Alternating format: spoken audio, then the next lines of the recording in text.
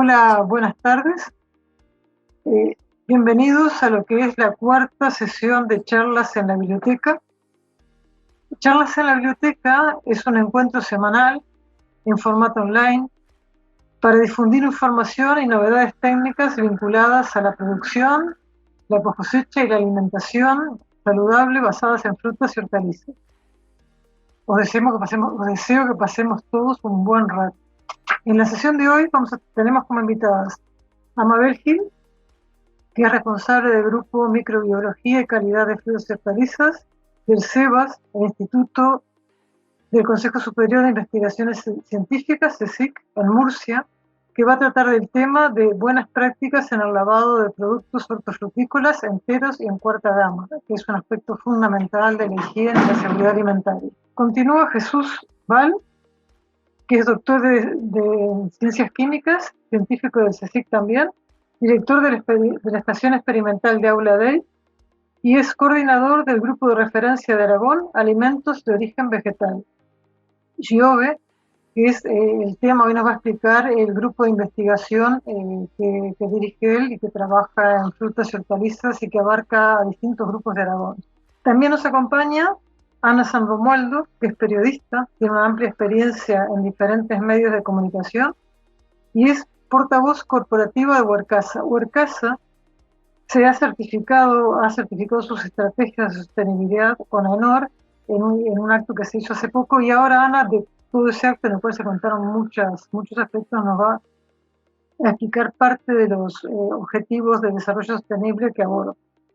Y la sección de En Breve la presentaron nuestros compañeros Pablo Navarro, que es responsable de portal Pojarre.biz, o sea, la parte en inglés de Post-Cosecha, Leandro Olmos, que es responsable de tecnología hortícola, y bueno, yo misma, que soy Alicia Namé. Y ahora, en el día de hoy tenemos que contaros una excelente noticia, que es que nuestra también compañera Claudia Conesa, es mamá desde ayer, y felicitamos a ella y a Francesco por Carmen, su hija. Damos paso ahora a Mabel Gil, que nos va a explicar cómo se logra seguridad alimentaria a través del agua. Bueno, pues muchas gracias.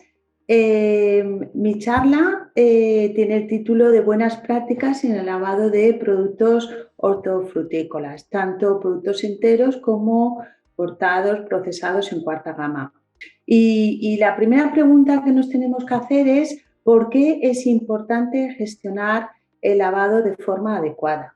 Y es debido a que el agua es un factor clave del que depende la seguridad microbiológica de nuestros productos. Todo producto hortofrutícola que se lave en agua pues tiene un riesgo no solo de contaminación microbiológica, sino también de acumulación de subproductos de desinfección. Entonces, esta charla está orientada a cómo comprender el lavado, cómo gestionar mejor el agua, cómo minimizar el riesgo microbiológico y, sobre todo, enfocado a la acumulación de estos subproductos de desinfección. En una charla posterior, pues trataremos de aspectos, por ejemplo, como son cómo gestionar este agua de lavado de forma adecuada, qué higienizantes utilizar, cómo medirlos, dónde medirlos y con qué frecuencia tenemos que medirlos. Bueno, pues como todos sabemos, el agua entra a formar parte en numerosas etapas en las centrales hortofrutícolas. En general, pues se utiliza para enfriar, para hidratar, para hacer una selección, transporte de los productos, fundamentalmente para el lavado y también para la limpieza de las superficies, ¿no? El objetivo principal es que elimina la suciedad que viene del campo, también los restos de tejidos vegetales si hay algún residuo de pesticidas. En el caso de productos cortados es muy importante este lavado porque nos permite eliminar los exudados del tejido que sale tras el corte, y también pues, es una etapa de preenfriamiento. En este sentido, tenemos que conocer qué es lo que ocurre realmente en este tanque de lavado. Pues si nos imaginamos al comienzo de una jornada laboral, partimos de un tanque con un agua de calidad potable, donde a medida que vamos lavando nuestros productos hortofrutícolas o productos de cuarta gama ya cortados, pues se va acumulando la suciedad, principalmente, como he comentado, pues se acumula esa materia orgánica y dentro de esa materia orgánica pues también se va acumulando esa carga microbiana que aporta la superficie de nuestros productos hortofrutícolas. Con lo cual, a lo largo de esa jornada, pues esa calidad inicial de agua potable llega a un momento que no mantiene esa calidad ni propiedades físico-químicas ni de calidad microbiológica. Por lo tanto, en ese caso, es necesario el uso de desinfectantes. ¿Qué es lo que ocurre en el producto lavado? Pues a diferencia de lo que mucha gente piensa, el lavado lo único que hace es reducir el recuento en la superficie de ese producto hortofrutícola aproximadamente no más de 1 o 2 logaritmos. Pero es muy importante que se entienda que no reduce la contaminación. Cuando un producto llega contaminado del campo, en la etapa de lavado nunca se elimina totalmente esos patógenos, no se pueden nunca eliminar durante el lavado, pero sí que lo que podemos hacer es eliminar que ese patógeno que viene de ese producto contaminado pase al agua y contamine todo el agua y posteriormente contamine a los productos que se laven en ese agua. Eso lo voy a explicar a continuación con más detalle. Por lo tanto, todo el sector, todas las centrales hortofrutícolas, las plantas de procesado de cuarta gama, tienen a través del agua que garantizar la seguridad de sus productos. Todo el producto lavado en ese agua tiene que tener una seguridad microbiológica para poder comercializarse. Pero además tienen también que evitar gastar, debido a razones económicas y medioambientales, un volumen de agua muy elevado. Por ejemplo, en la etapa de lavado de los productos y las plantas de cuarta gama y quinta gama, aproximadamente un 50% de todo el agua que se utiliza en esas instalaciones es la que se utiliza en el lavado. Luego, cada vez más, por esas razones económicas y medioambientales, la industria necesita reducir este volumen de agua empleada y también los vertidos, porque cada vez se va a pagar, como en muchos otros países, son regulaciones locales por el vertido de estas aguas de industria. Por lo tanto, nos encontramos con varios problemas al utilizar un agua y un desinfectante. Muchas veces el desinfectante utilizado está en exceso, algunas veces está en defecto, hay falta de desinfectante cuando siempre habría que mantener una concentración residual, porque debido a esa materia orgánica que he comentado que aporta pues los exudados del producto cortado, los restos de materia orgánica, los de pesticidas, la carga microbiana, va consumiendo ese agente desinfectante, por lo que a veces está en límites inferiores, en concentraciones inferiores a las adecuadas para mantener esa calidad microbiológica. Y también se va acumulando pues otra serie de materia inorgánica, restos de suciedad de suelo, de viento, etcétera. Por lo tanto, tenemos dos tipos de riesgos al utilizar ese agua de lavado. Por un lado, el riesgo microbiológico, que es el que tiene lugar cuando el producto se contamina en el campo por un microorganismo patógeno que pueda pasar al agua y ese agua contaminar, y también al riesgo químico debido a la acumulación de lo que se llaman en inglés disinfection byproducts, o sea, subproductos de desinfección.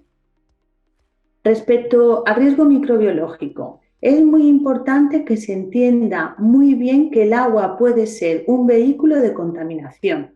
Como hemos comentado, si un producto llega contaminado de campo, ese patógeno de la superficie de nuestro producto puede pasar al agua, es liberado en el agua y en ausencia o cuando tengamos una concentración insuficiente de nuestro desinfectante, ese patógeno puede ser transferido al producto que posteriormente estemos lavando, de forma que es lo que se llama contaminación cruzada. El producto llega de campo contaminado y sale después de lavado contaminado, pero encima contamina el agua y contaminamos a todo el resto de lotes que lavamos en esa misma agua.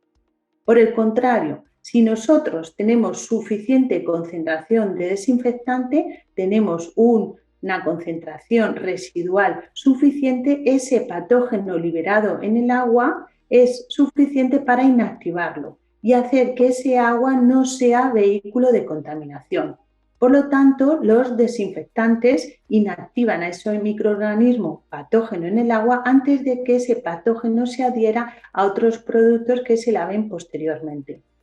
Este concepto es muy importante y es lo que a nivel europeo es necesario que se entienda y que se regule de forma comunitaria el uso de desinfectantes y no solo utilizar agua como muchos otros países europeos como es Alemania está presionando para que no se legalice el uso de desinfectantes. El siguiente aspecto pues son los riesgos químicos. Claro, al usar un desinfectante que es necesario desde el punto de vista microbiológico mantener un residual porque solo lavar con agua no es suficiente para esa inactivación, como hemos dicho, de cuando llega un producto contaminado de campo, la desventaja del uso de esos desinfectantes es que se pueden acumular determinados subproductos según qué tipo de desinfectante utilicemos. Por ejemplo, el cloro, que es el desinfectante primario o más, más empleado por ser muy efectivo, económico y con una muy extendido, la desventaja que tiene principal de estos derivados clorados, por ejemplo, el hipoclorito sódico, el hipoclorito cálcico, el dióxido de cloro, el agua electrolizada, son estos subproductos de desinfección clorados. Hay más de 700 productos, se han identificado más de 700 productos de desinfección, pero de los cuales hay muy pocos regulados en agua de bebida. Los principales son el grupo de los trialometanos, el más importante es el cloroformo y los ácidos aloacéticos, que se forman como consecuencia de la oxidación del uso de estos derivados clorados oxidantes en la materia orgánica. Se forman estos subproductos de desinfección orgánicos y no están regulados, de momento no hay nada regulado en agua de proceso, pero sí que es conocido que toda la industria de alimentos, incluidas las centrales hortofrutícolas, las de procesado de alimentos de cuarta y quinta gama, tienen que utilizar agua potable y por lo tanto pues nos regimos un poco por los límites máximos permitidos en agua de bebida, aunque nadie se bebería un agua de proceso, ¿no? De estos dos grupos, los trialometanos y los ácidos aloacéticos, los trialometanos tienen naturaleza volátil, por lo cual los detectamos en agua cuando se utilizan estos derivados clorados, pero no tienen demasiados riesgos porque no se acumulan en el producto lavado. Los ácidos aloacéticos no están regulados en Europa, sí en Estados Unidos, la EPA sí que regula unos límites máximos residuales y en mi grupo de investigación estamos trabajando sobre todo en la puesta a punto de la metodología, la determinación de estos hay 9 ácidos aloacéticos. El otro grupo de subproductos de desinfección que llamamos inorgánicos son los cloratos. Tienen una grandísima relevancia hoy en día porque recientemente, en junio del año pasado, acaba de aprobarse por fin el reglamento que regula los límites máximos residuales. Digo por fin porque no es que sean unas buenas noticias, pero sí que es verdad que desde el año 2014 ha habido pues distintos, digamos, intentos de regulación donde los países miembros han ido pues mandando límites, digamos que límites máximos residuales de clorato que se encontraban en distintos productos para sacar, digamos, esta lista de en frutas y hortalizas. Comentar que en el agua de bebida, por ejemplo, el límite máximo residual de clorato que se autoriza es 0,7 miligramos por litro, que es lo que ahora en este reglamento se autoriza, por ejemplo, en el caso de la lechuga, la rúcula, la espinaca.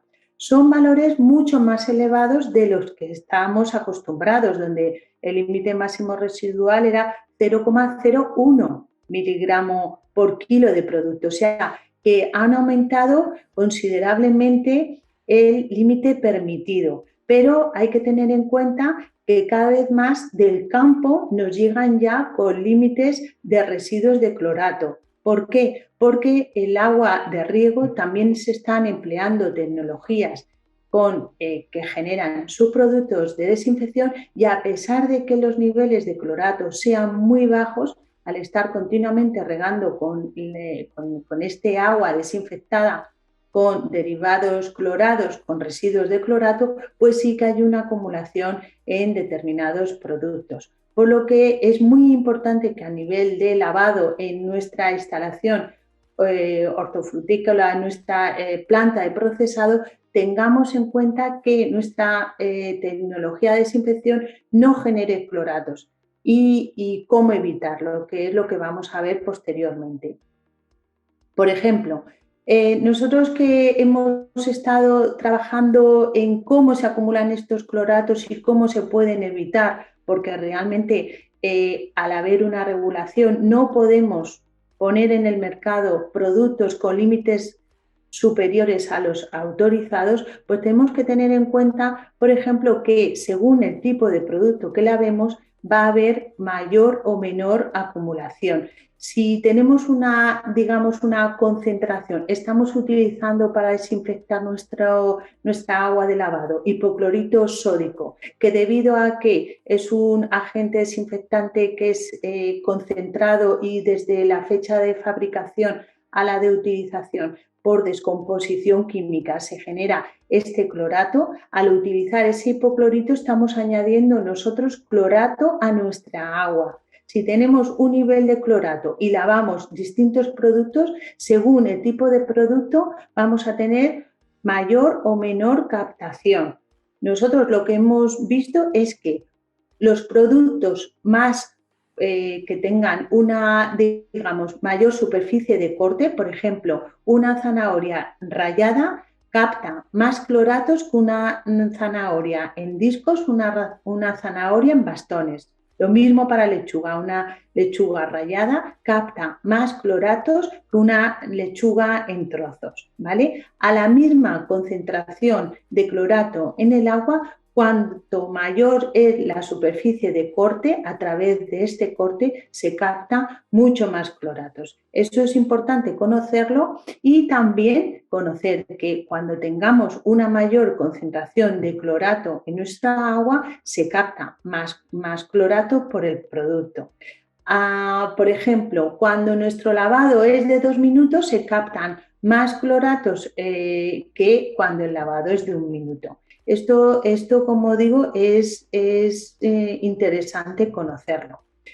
A lo largo de todos estos años de estar trabajando con distintos desinfectantes, podemos decir que lo que es el lema de una talla única no funciona, el concepto de talla única no funciona, se aplica totalmente. ¿Y esto a qué es debido? Pues que hay, como todos conocemos, muchos desinfectantes. Cada uno de ellos tiene unos parámetros específicos para su regulación. Por ejemplo, el cloro pues se regula normalmente por la concentración residual y por el pH. El ácido peracético se regula, por ejemplo, no sirve de nada medir el potencial redox. El ORP no tiene nada que ver con la concentración residual que queremos mantener si utilizamos peracético. Luego, en concreto, cada higienizante tiene distintos parámetros que ya veremos en una charla posterior. Para los productos vegetales es muy importante saber que cada uno va a tener un límite crítico, nosotros llamamos límite operativo. Ahora, posteriormente voy a poneros un ejemplo. ¿Eso qué quiere decir? Que no hay una receta concreta para todos los productos. Como hemos visto en el caso de los rallados en la zanahoria, no tiene nada que ver con la lechuga, ¿vale? Y lo mismo con equipamientos. Hay múltiples diseños, múltiples sensores para mantener y regular, controlar y gestionar bien lo que es el uso de estos desinfectantes. Y ya para terminar, voy a nombrar una serie de recomendaciones que creo que son importantes conocerlas para evitar o reducir al máximo esta presencia de subproductos de desinfección. Cuando utilizamos un desinfectante, ¿cómo ajustar? El primero sería ajustar esa dosis. Es muy importante que trabajemos en la dosis óptima. Por ejemplo, la lechuga rallada tiene una dosis entre 10 y 20 partes por millón de cloro libre que nos permite mantener la calidad microbiológica de ese agua de lavado. En cambio, cuando estamos lavando babies, que su superficie, como todos sabemos, está expuesta pues a las circunstancias, al medio ambiente del campo, tiene una carga muy superior a la de la lechuga rallada, ¿vale? Luego, en el caso de las baby, necesitamos mantener una concentración de cloro superior a cuando lavamos una lechuga rallada para mantener esa calidad microbiológica, ¿vale?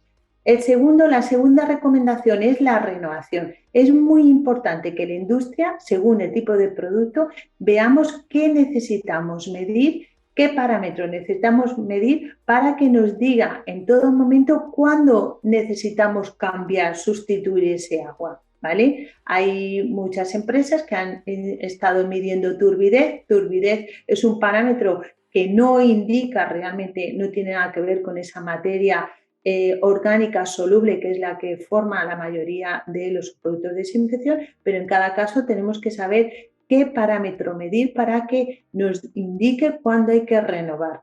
El tercer parámetro sería un aclarado. Es muy importante que conozcamos que si el agua de lavado es la que, por ejemplo, nos proporciona a nosotros esos cloratos, como al sustituir mediante un aclarado, una ducha de aclarado, podemos sustituir el agua superficial de ese producto y bajamos de forma considerable la concentración de cloratos en el producto final.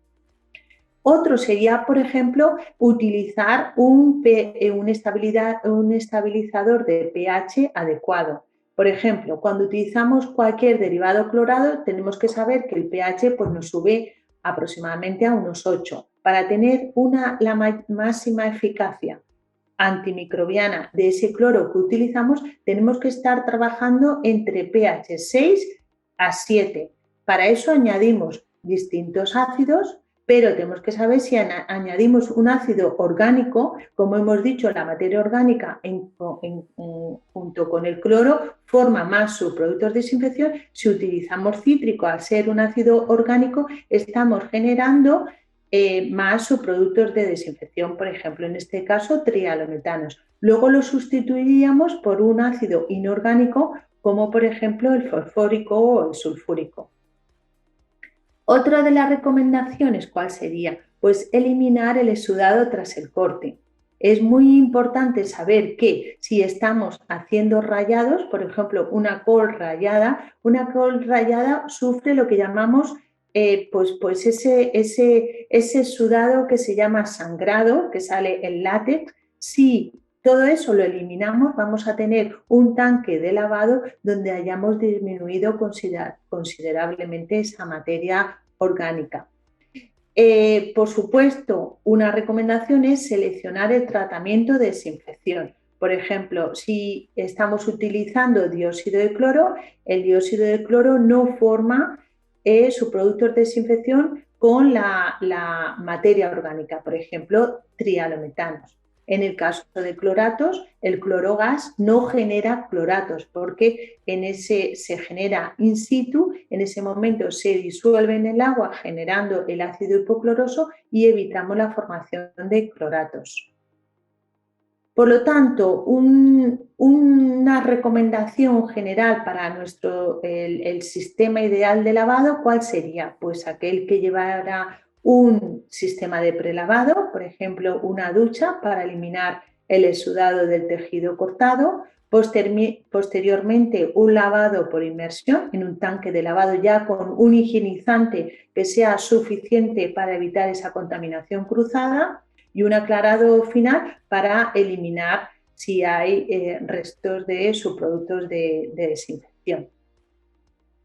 Y para concluir, las buenas prácticas en el lavado de productos hortofrutícolas son aquellas que minimizan tanto el riesgo de contaminación microbiológica, previniendo la contaminación cruzada, pero también evitando la acumulación de subproductos de desinfección que puedan ser captados por el producto. Y de esa forma podríamos saber que tenemos unas buenas prácticas en cuanto al lavado de nuestros productos. Y esto es todo. Muchas gracias por vuestra atención. Bueno, pues buenas tardes a todos y para mí es un placer presentar. Dispongo de poco tiempo, o sea que voy a ir todo lo rápido que sea capaz. Coordino desde hace, el grupo de investigación de Aragón, alimentos de origen vegetal, y es un grupo bastante singular, incluso en el territorio nacional. Somos un grupo grande, unos 30 investigadores, técnicos, etcétera, y combinamos seis áreas de especialización y somos multidisciplinares. Es curioso como en nuestro caso abarcamos un gran número de campos que van desde la agronomía, por supuesto la poscosecha, la transformación, la cocina, como veremos más tarde, y trabajamos en frutas, hortalizas, trufas, aceites, aceite de oliva y de otros frutos secos, cereales y otros productos vegetales. Lo integramos este grupo pues desde investigadores de la Estación Experimental de Aula de CSIC, del Centro de Investigación y Tecnología Agroalimentaria que depende del Gobierno de Aragón, del Parque Científico Tecnológico, del Laboratorio Agroambiental que también depende del Gobierno de Aragón y, por supuesto, desde la Universidad de Zaragoza. Vamos a ver. Perdón. Para pasarlo tengo que colocarme aquí. No. Sí, perdón. Acá. Bueno, esta es una expresión gráfica de justo lo que acabo de decir. Nuestros campos de trabajo en todas las ramificaciones del grupo van desde la producción vegetal sostenible, pasando por la mejora genética y la propuesta de labores culturales, labores agronómicas innovadoras. Todos observamos y estamos muy atentos y perseguimos la calidad de la mejor calidad para las materias primas, y sobre ellas se aplican tecnologías de conservación, de envasado, de transformación, para finalmente aplicar técnicas culinarias. El lema del grupo desde hace muchos años, del suelo a la mesa, yo creo que aquí se ilustra pues bastante bien con este diagrama. Por supuesto, todas nuestras prácticas, tanto agronómicas como tecnologías de transformación y de envasado, pues pretenden y persiguen ser sostenibles, tanto desde el punto de vista agronómico, económico y social. Utilizamos materiales susceptibles de ser reciclados y gran parte de los proyectos pues tienen financiación europea. Un grupo tan grande pues se estructura en 4 grandes líneas de investigación y dentro de cada una de estas líneas pues se ejecutan actividades de diferente índole. Van desde no voy a profundizar mucho, desde la propuesta de alternativas sostenibles para el cultivo, que también fomenten la sostenibilidad económica y social, la aplicación de tecnologías 4.0, Big Data, en pre y post cosecha, tecnologías post cosecha y desarrollo de nuevos productos y el desarrollo de nuevos productos biodegradables, biobasados también, y también la innovación de los procesos. El mejor activo del grupo, como siempre, es su personal, y aquí tenemos una imagen ya obsoleta, por desgracia. Como imaginaréis, esta foto no es reciente, tiene 2 años. Y bueno, el orgullo es que al menos muchos de los juniors que por aquí andaban, pues son hoy ya doctores y directores o pertenecen a equipos de investigación y desarrollo de fundaciones, empresas y de otros centros de investigación.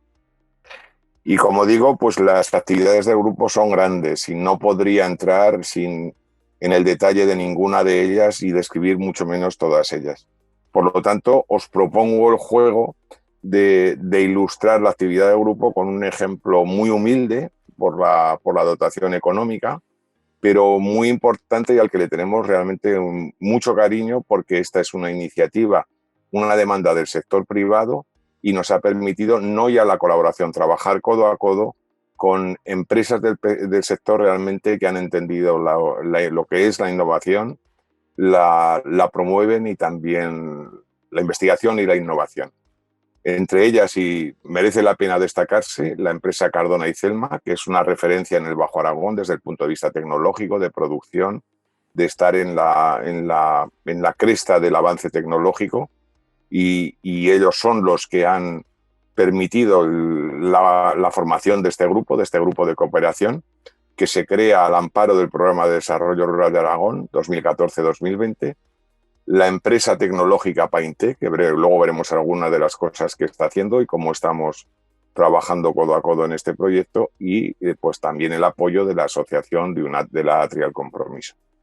Este es un buen ejemplo, como digo, de colaboración público-privada de desarrollo rural, y que yo creo que es, si no importante, por lo menos sí que ilustra una parte de las actividades del grupo. Y en este caso, ¿cuál era el objetivo? Esto es investigación aplicada o innovación aplicada. Pues detectado el problema desde finales de los 80, en las variedades, en muchas de las variedades que se embolsan del melocotón del Bajo Aragón, no solo de denominación protegida de origen, de denominación protegida Calanda, pues se observan pérdidas en la producción de 30, del 50%, valores variables cada año a año. Y si al final del siglo pasado y a principios del siglo XXI la preponderante era la mancha vitrescente, que tiene este aspecto, como veis en la imagen de la izquierda, pues más bien vítreo, acuoso, de entonces acá esta ha pasado a un segundo lugar, esta alteración fisiológica, y se ha producido, es importante, esto es una alteración fisiológica, no es un patógeno el que provoca todo esto. Pues se han producido manifestaciones de deshidratación en superficie, en el interior, que nosotros hemos denominado mancha corchosa. Todo esto hemos conseguido mitigarlos en un porcentaje altísimo gracias a las aplicaciones de calcio con la tecnología patentada por el CSIC, de la que precisamente hoy no vamos a hablar. Hoy vamos a hablar de otra que tiene más que ver simplemente con la aplicación, con la optimización de labores culturales. Recurrimos al riego deficitario controlado, que bien sabíamos por todos los colegas de todo el mundo, y en España hay grandísimos expertos que permiten mantener la calidad del fruto, restringiendo el agua en fases muy concretas del ciclo fenológico del fruto. Estaba demostrado que efectivamente esto podía ser así, pero nunca se había aplicado esta tecnología para intentar mitigar o para verificar si es posible mitigar la aparición de estas alteraciones fisiológicas. Bueno, pues así lo hicimos, y bueno, nuestra propuesta era restringir el agua de riego durante el endurecimiento del hueso en diferentes porcentajes, en diferentes localizaciones, en diferentes cultivares, aunque bien tenían todos ancestros genéticos muy, muy similares, y ver si había alguna relación entre la señal que obteníamos, y aquí se introduce las tecnologías 4.0 de imágenes multiespectrales tomadas por dron, con los parámetros que nosotros éramos capaces de medir a pie de parcela. Y bueno, esa fue nuestra propuesta. Aquí algunos diseños experimentales, cómo se aplicaron. Las parcelas, hicimos siempre diseños en bloques al azar, alternando tratamientos de restricción de agua muy potente al 50% o al 100% durante la fase de endurecimiento del hueso en diferentes localidades y con diferentes materiales genéticos. Y esto es un poco la imagen que se obtiene, que nos da un compendio de imágenes multiespectrales que nos dan los vuelos de dron. Esto es importantísimo y muy útil y se está utilizando ya en cultivos extensivos y también intensivos, pero a nivel de parcela. Nuestra pretensión era ir con mucho más detalle en un cultivo de frutales, ir árbol por árbol y que las imágenes de multiespectrales sean capaces de darnos información del estatus fisiológico de ese cultivo y ver si eso podía o no correlacionarse pues con lo que le pasa luego al fruto, con la calidad del fruto, con cuál pueda ser la expectativa post cosecha de ese fruto. Fuimos de menos a más, en 2018 se hicieron 2 vuelos y en 2020 4 vuelos en diferentes estadios. A pie de parcela seguimos la evolución mediante medidas de potencial hídrico, de concentración de clorofila en hoja, de capacidad fotosintética mediante fluorescencia de clorofila, y en central pues se hicieron calibraciones, selecciones, clasificaciones. Y por supuesto medimos todos los parámetros de calidad físico-químicos de los tradicionales. Efectivamente, aquí se puede ver en la gráfica de la izquierda, he presentado los datos simplísimos, que sí que significativamente somos capaces de hacer descender o mitigar la aparición de estas fisiopatías con respecto, reduciendo el uso del agua en esas fases tan críticas del cultivo, sin sacrificar ni la producción ni el calibre de los frutos. Estos son datos de 2019, pasó lo mismo en 2018 en otras localizaciones, y en 2020 también en una de las localizaciones y en otras fuimos capaces de también comprobar que había un descenso significativo de la incidencia de manchas y por tanto degradación del producto cuando se aplicaron estas tecnologías de déficit de riego controlado. Y de nuevo se comprobó que no se sacrificaba producción y tampoco calidad, tampoco se sacrificaba calidad. Y aquí tenemos 3 ejemplos gráficos de frutos de diferentes tratamientos al día 20º de su conservación. Y vemos que no solo no se pierde no se pierde firmeza del fruto, sino que se mantiene, y incluso en el caso de los que se habían restringido el riego al 50% en esa fase crítica, pues al final la diferencia al final de ese periodo de conservación era incluso más alta, significativamente más alta que en el resto de los casos. Como conclusiones, y aquí termino, por la escasez de tiempo, otro día podemos desarrollar. De nuevo verificamos que efectivamente esta técnica de riego deficitario controlado es capaz de mantener una calidad de fruto que, por cierto, fue excepcional en todos los casos, pero sí que hemos sido capaces de demostrar que es útil para mitigar las fisiopatías, las alteraciones fisiológicas. Y a esto añado yo que si conseguimos, ya termino, Alicia, pero si combinamos, y ese sería quizá el prototipo de un siguiente proyecto de esta categoría, la tecnología patentada por el CSIC de aplicación de calcio con esta tecnología de déficit de riego controlado, se tendrían unos resultados excelentes, tanto como para no tener que arrancar plantaciones como ahora se están haciendo, y pues para que las plantaciones sigan siendo sostenibles medioambiental y económicamente. Y luego para finalizar, la cosa no ha sido tan fácil. Han sido muy útiles las imágenes multiespectrales, pero tenemos unos cuantos años de estudiar los resultados que hemos obtenido para hacer descender el nivel de detalle de la información que nos proporcionan las imágenes espectrales con la que hemos nosotros obtenido a nivel de parcela. Se hará y tenemos los resultados y seguiremos trabajando en ello. Y ya. Muchas gracias. Jesús, a ti, muchísimas gracias, interesantísimo. ¿Te puedo hacer una pregunta, curiosidad? Pues tú misma, prueba a ver si soy capaz de responderla. ¿Sabes? ¿Hay alguna hipótesis de por qué el riego, la restricción del riego permite mitigar estas manchas que ha mostrado, la mancha corchosa esta? ¿Cuál es la...? Pues no se pueden apuntar demasiadas hipótesis por diferentes motivos. Primero, porque esta mancha no es endémica, así como el bitter pit, tema al que llevo trabajando desde el siglo pasado, literalmente. Sí que vemos que hay un componente genético y de cultivo muy bien establecido, y las parcelas que son endémicas de sufrir esta alteración fisiológica somos capaces de localizarlas, y hay componentes que te determinan por qué sucede esto. Este tipo de manchas es bastante espúreo.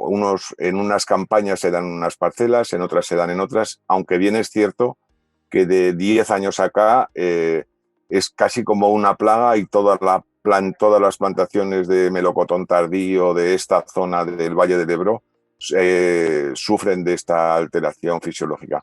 No hay ninguna hipótesis, siendo absolutamente humildes, no sabemos por qué esto sucede. Hemos estudiado cosas a nivel de investigación fundamental, de investigación más básica. Vemos que sí que hay alteraciones en el metabolismo del calcio. Desde luego no es una deficiencia. El comportamiento no es similar a lo que ocurre con las manzanas de bitter pit, y todavía queda mucho camino por recorrer, y todavía es un buen tema de trabajo. Jesús, muchísimas gracias. Sí, aprovecho a comentar que en la próxima charla, la del martes 6, intervendrá José Antonio Martínez Casanova, que es profesor de la Universidad de Lérida, que hablará justamente, y enfocará por lo de suelos, pero un poco al ver las imágenes espectrales con drones y tal, comentarán aspectos de este tipo. Pues si no hay preguntas, vamos a dar paso a la ponencia de Ana San Román. Hola, buenas tardes. Buenas tardes, Ana, hola. Adelante, cuéntanos qué cosas fantásticas hace Huercasa en pro de mantener el mundo más habitable, ¿no? Bueno, voy a intentar, como también comentaba Jesús, voy a intentar ser breve, porque tenemos el tiempo un poco limitado, pero voy a intentar daros un panorama general del trabajo en torno a la sostenibilidad que venimos haciendo en Huercasa desde hace ya bastantes años. De hecho, lo primero que hay que decir es que desde hace bastantes años en Huercasa entendemos la sostenibilidad como un concepto global.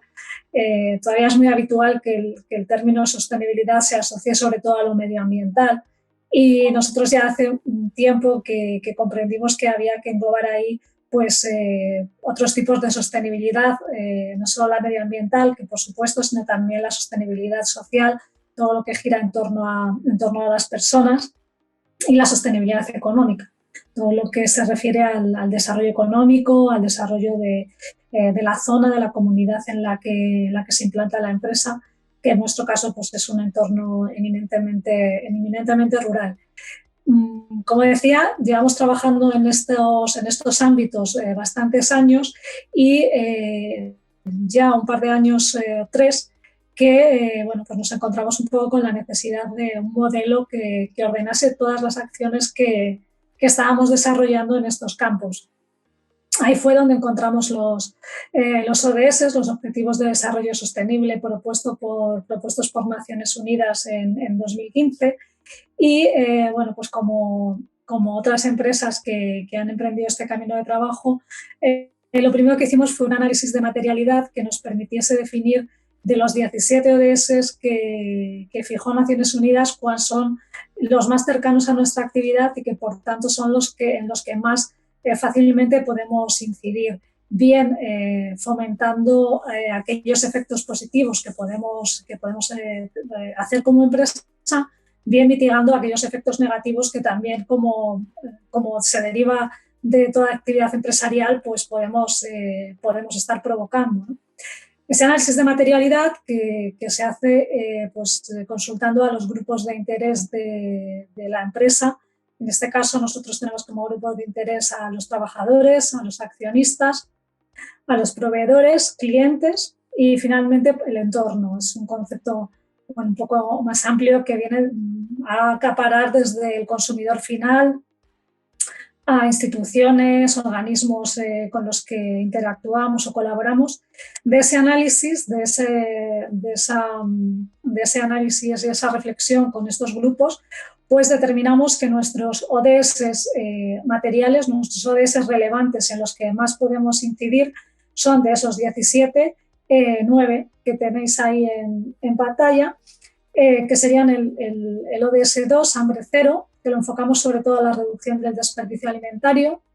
El ODS 3, salud y bienestar, enfocado tanto hacia la salud y el bienestar social, sobre todo por el componente saludable de los productos que nosotros elaboramos, que son todos productos 100% vegetales.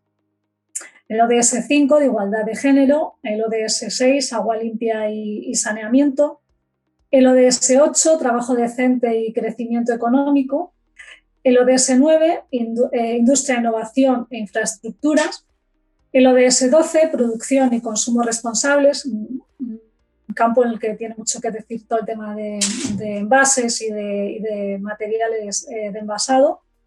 El ODS 13, acción por el clima, que bueno, ahí tenemos también distintas acciones, pero yo destacaría la apuesta decidida por la producción bio, por la producción ecológica. Y finalmente el ODS 17, las alianzas para lograr todos los objetivos anteriores, ¿no? En torno a estos 9 ODS relevantes hemos armado un plan de acción que tiene pues, algo más de 100 acciones, 100 proyectos específicos. Y bueno, pues os voy a destacar algunos de los parámetros con los que ahora mismo pues ya estamos trabajando en la empresa, o algunas consecuciones que ya tenemos en nuestro haber, ¿no? En relación con el ODS 5, con el de igualdad de género, pues como veis ahí en la imagen, Werkasa es y ha sido desde casi su nacimiento una empresa netamente femenina. Ahora mismo somos en la plantilla un 61% de mujeres y un 39% de hombres. Este porcentaje incluso es algo mayor si añadimos el empleo temporal que tenemos en campaña. Pero bueno, sobre todo es algo muy importante en el mundo rural, porque está bastante contrastado que dar empleo a las mujeres fija población en un entorno que, bueno, como es el campo de Castilla y León y de otras comunidades que está muy necesitado de ello, ¿no? De fijar población. Si pasamos a la siguiente imagen, se refiere al ODS 6, al agua limpia y saneamientos. Y aquí pues, tenemos distintas acciones para reducción de consumo. Como comentaba Mabel, además de un tema medioambiental, pues aquí entra en juego un tema económico de la propia empresa, ¿no? Porque al final reducir el gasto en consumo pues es un beneficio doble, por lo menos, ¿no? Aquí tenemos pues que, bueno, con las acciones que hemos desarrollado y que vamos mejorando cada año, en los últimos 3 años se ha reducido el consumo de agua en la planta en torno al 14%. Hemos pasado de 8,9 metros cúbicos por tonelada de producto en el año 2017 a 6,9 metros cúbicos en 2019, que es el último año que tenemos el dato cerrado. El de 2020 tiene que estar ya a punto, pero bueno, tenemos ahí esa reducción del 14%.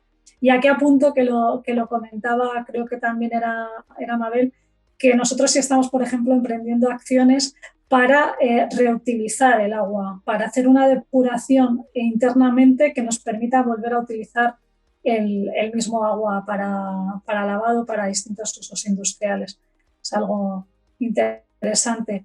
Y si pasamos ya a la última diapositiva, aquí entraríamos en el ODS 12, consumo responsable, consumo y producción responsable.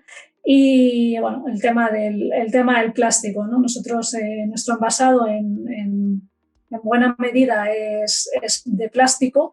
Tenemos un plástico primario que, bueno, por sus características estamos trabajando para hacerlo más sostenible, que sea más fácilmente reciclable. Pero bueno, es un proceso complicado porque tenemos que garantizar a la vez la seguridad alimentaria, tiene que aguantar unas temperaturas elevadas, en fin, tiene que ser unos compuestos con unas características bastante específicas, pero sí estamos avanzando rápidamente en la supresión de todo el plástico secundario. Ya el año pasado, en 2020, eliminamos el plástico en el 50% del envasado, lo que supuso alrededor de 17 toneladas de plástico menos.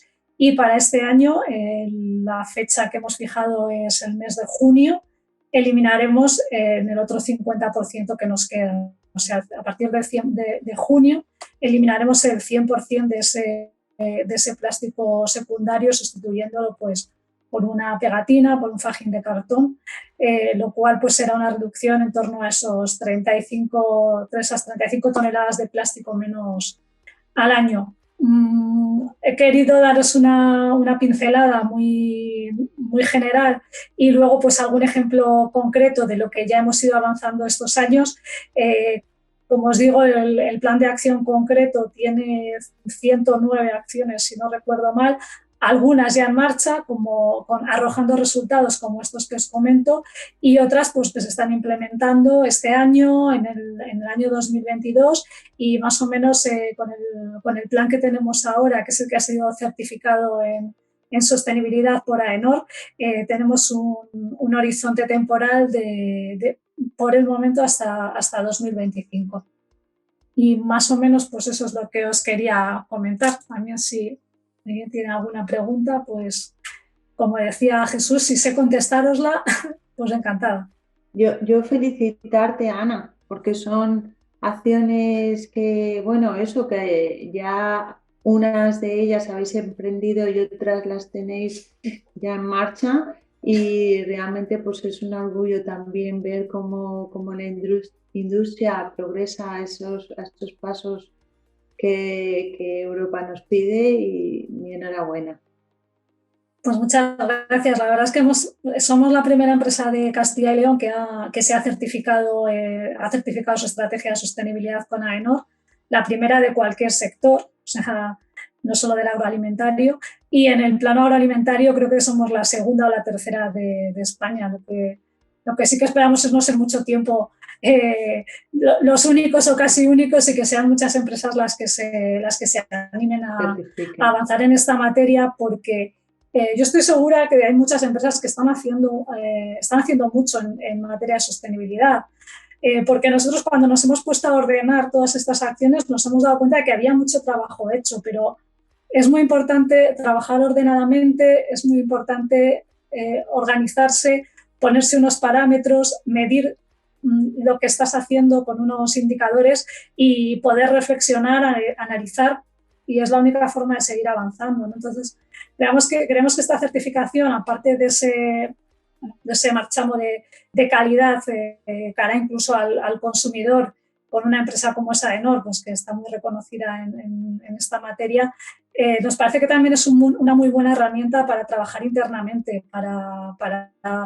organizar y ordenar lo que estás haciendo en esta materia. Sin duda. A nivel de subproductos, ¿habéis tenido también algún avance? ¿Tenéis alguna estrategia de cómo recuperar, reutilizar muchos de vuestros, me imagino, desechos vegetales, subproductos? Sí, como te decía, en el ODS 2, el de hambre cero, lo centramos entre otros aspectos, pero fundamentalmente en la reducción del residuo de la materia prima y también del producto terminado. Prácticamente todo el producto, diría que el 100%, se aprovecha. El producto que no tiene un calibre comercial atractivo para poderse vender, por ejemplo, la remolacha, a la gente le gustan las remolachitas de 150 gramos. Si la remolacha es muy grande o muy pequeña, tiene las mismas características, las mismas cualidades, pero ya cuesta más venderla. Entonces, tenemos ahí, por ejemplo, varias líneas de actuación. Primero, convencer a la distribución, que es la que al final pone el producto en lineal, de que esa remolacha un poco más grande o un poco más pequeña es exactamente igual en cuanto a características para el consumidor, como las verduras feas o las frutas feas que ahora se están poniendo un poco de moda, ¿no? Y con esta política de concienciación hemos conseguido elevar mucho la venta a la distribución de ese tipo de productos. Lo que no podemos vender de esa manera, pues hemos inventado productos nuevos para aprovecharlo. Por ejemplo, en el caso de la remolacha cortada. Una remolacha de 400 gramos no la vendes entera, pero una vez que la troceas, pues tienes daditos. O crema de remolacha, gazpacho de remolacha. Y en último término, lo que no podemos aprovechar para alimentación humana se aprovecha para alimentación animal y también últimamente para temas energéticos, de energía verde.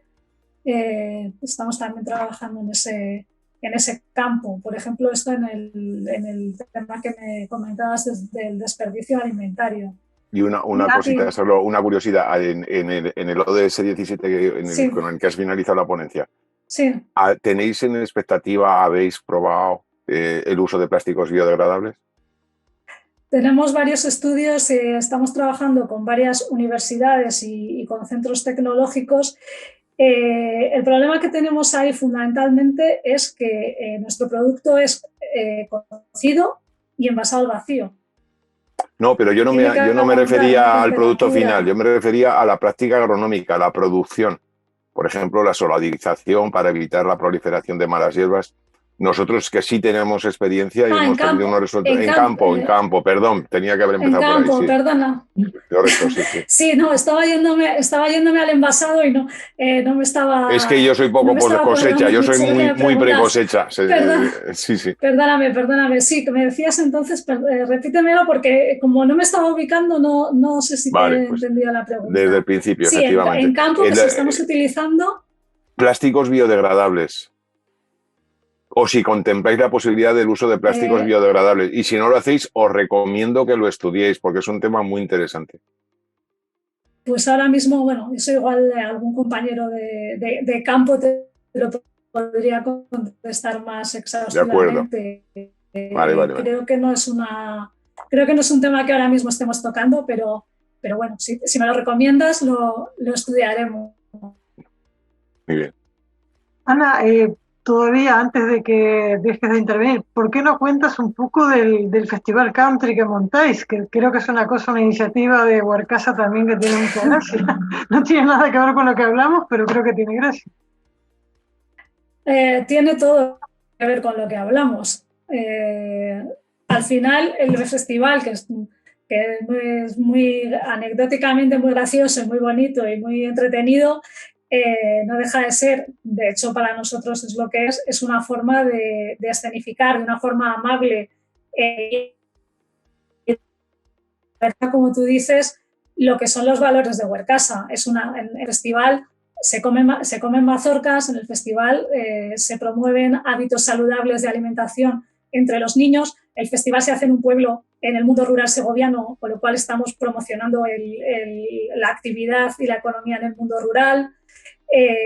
Se promueve el respeto a la naturaleza, se promueve el respeto a las personas. Al final es una forma de poner en escena los valores de la empresa y es una forma de dar a conocer hábitos saludables, lo cual encaja perfectamente en el ODS 3. Todo tiene un porqué y todo está enlazado. El festival, pues lamentablemente, como casi todo evento multitudinario y casi no multitudinario, pues lo tenemos un poco en el mes de abril, cuando ya teníamos casi todo pues preparado y para este verano poder hacerlo, pero ya hace pues casi un mes que anunciamos que este año pues tampoco lo vamos a poder hacer. Es aire libre, pero estamos hablando de 5 o 6 mil personas diarias. Esperemos que el festival el año que viene se pueda hacer. ¿No? Bueno, esperemos que podamos volver todos a la normalidad. Exacto, y luego ya iremos viendo lo demás, sí. Bueno, de acuerdo. Pues Ana, muchas gracias. También a ti, muchísimas gracias. ¿Sí? Gracias. Continuamos ahora con la parte final de las charlas. ¿Sí? Y ahora mi compañera Paula Navarro nos va a comentar del congreso que hay en pantalla. ¿Sí? Paula. Sí, bueno, solo así rápidamente y a nivel informativo, decir que el tercer Congreso Argentino de Biología y Tecnología Post-Cosecha se va a celebrar finalmente del 26 al 30 de julio y, bueno, como más o menos sabemos, el objetivo principal es difundir los adelantos y los conocimientos científicos y tecnológicos tanto a nivel nacional como internacional en el área de biología y conservación de post-cosecha. Y bueno, que creemos que es una oportunidad genial, dado que, como decía nuestra compañera Ana, con la situación del COVID, se va a realizar de manera online, por lo que cualquier asistente podrá verlo desde su casa. Y también informaros de que ya están abiertas las inscripciones y que van a estar abiertas hasta el 12 de julio. Y nada, también así a nivel informativo que va a haber muchos ponentes, tanto de muchos países a nivel internacional, pero entre ellos podremos encontrar a María Isabel Gil del CSIC, a Perla Gómez de la Universidad Politécnica de Cartagena y a Miguel Urrestazaru de la Universidad de Almería, que estuvo la semana pasada con nosotros en las charlas en la biblioteca. Y así tenéis toda la información y os dejamos el enlace para que podáis consultar toda la agenda de los eventos. Bueno, Paula, muchas gracias. ¿Vosotros? Y ahora Leandro Olmo nos va a comentar las noticias que le parecen más destacables. Leandro. Bueno, estas noticias que voy a comentar ahora brevemente son dos noticias que están publicadas en nuestro portal Tecnología Hortícola, así que quien quiera luego ampliar información y bueno, buscar un poco más, lo puede hacer a través del portal. En este caso, la primera noticia sobre el Mar Menor habla sobre un proyecto europeo en el cual participan los investigadores de la Universidad Politécnica de Cartagena, y lo que intentarán en este proyecto, que durará unos 3 años, es descontaminar el Mar Menor y utilizar esos nutrientes, principalmente nitratos y fosfatos, para lo que es la fertilización de los cultivos intensivos que están allí en la zona. Esta contaminación, bueno, ha ocurrido a lo largo de muchos años y actualmente el Mar Menor encuentra en una grave situación y, bueno, todo lo que es las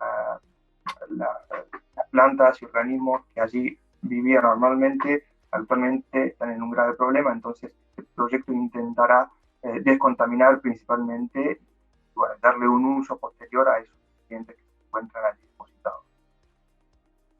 Y bueno, la otra noticia, también muy interesante, que está publicada en el portal, habla sobre un nuevo descubrimiento, un nuevo avance en la biotecnología.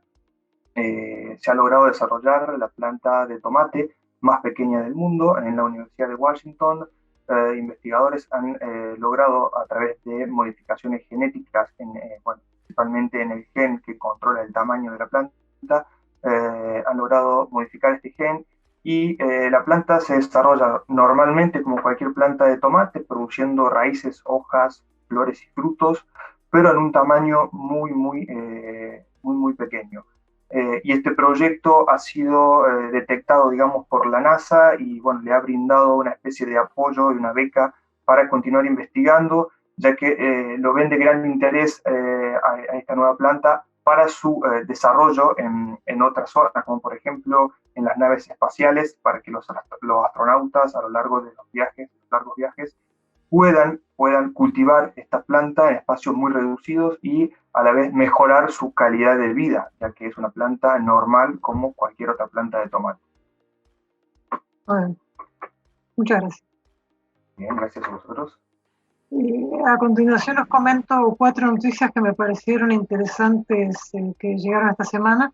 Las 4 son de la revista de la Universidad de Wageningen, que la podéis encontrar, el enlace es el ISU que está ahí, que tiene toda la información.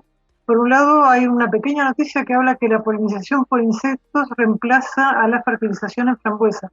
Esto lo que explican es que cuando la fertilización es orgánica, esto provoca que haya más insectos en el cultivo. Estos insectos actúan como polinizadores al haber una buena polinización, están hablando de frambuesa, y los frutos son más grandes, ¿sí? O sea, pesan más, con lo cual, en ese sentido, dicen que se evita la fertilización.